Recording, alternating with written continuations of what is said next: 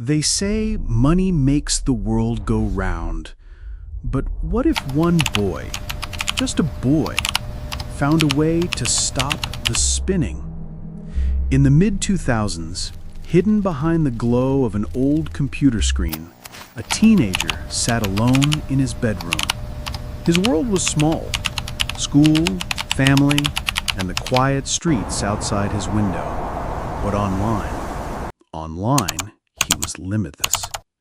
The banks that ruled the globe, the institutions that guarded trillions, seemed like untouchable gods. Yet to him, they looked like flawed machines waiting to be outsmarted. He didn't have a weapon, or an army, or a fortune. What he had was curiosity, and a mind that refused to accept limits. At first it was a game, a challenge. Could he convince a bank system that he was someone who didn't exist?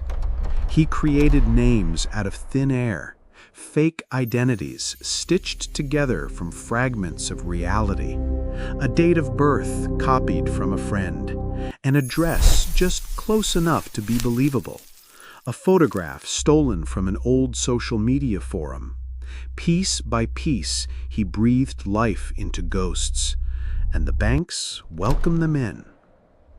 What started as a harmless test became something darker. His phantom identities began opening accounts, transferring money, even applying for credit. He was, in effect, building an invisible empire, a web of shadows threaded into the veins of the financial system. The world's banks, vast towers of marble and glass, protected by layers of security, were being fooled by a boy who couldn't yet drive a car. At first, no one noticed. The sums were small, a few dollars here, a few transactions there. But as months passed, the scale grew. Entire systems, supposedly unbreakable, were manipulated by someone who wasn't even legally an adult. This wasn't about greed, not entirely. Those who knew him later described a restlessness, a hunger to test the boundaries of a system that had been presented as flawless. He wanted to see how far it would go, how far he could go. And then came the moment he crossed a line. One transfer too bold, one identity too perfect, one glitch too obvious. Somewhere in the endless cascade of data, a red flag appeared. Banks that had ignored the boy now turned their full weight upon him. Investigators traced patterns, IP addresses, signatures of fraud. What once looked like noise began to form a shape. The shape of a teenager sitting in his room. When the authorities arrived, the story was almost unbelievable.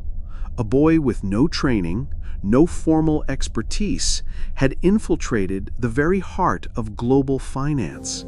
He hadn't hacked vaults or broken firewalls. He had done something far simpler and more dangerous. He had convinced the system to believe in lies. Experts who studied the case would later admit something unsettling. The boy hadn't just exposed a flaw in a single bank. He revealed something deeper: fragility. The world's financial system depends on trust, on the assumption that the numbers on a screen correspond to something real. But what happens when that trust is broken, not by a foreign government or a criminal syndicate, but by a child? The punishment was severe. The boy who once dreamed of infinite worlds found himself facing walls and locked doors. His life was rewritten, transformed from a story of genius into a cautionary tale. And yet what lingers is not just the crime, but the question it leaves behind. How secure are the foundations of a system we are told is unshakable? If one teenager could bend it with a laptop, what else is possible? Perhaps that's why his story endures. It isn't about a fraudster or a mastermind. It's about fragility, and the uncomfortable truth that the world's most powerful structures can be undone by the smallest of hands. The boy fooled the banks, but in doing so, he exposed something greater. That maybe the real illusion is the stability we all take for granted.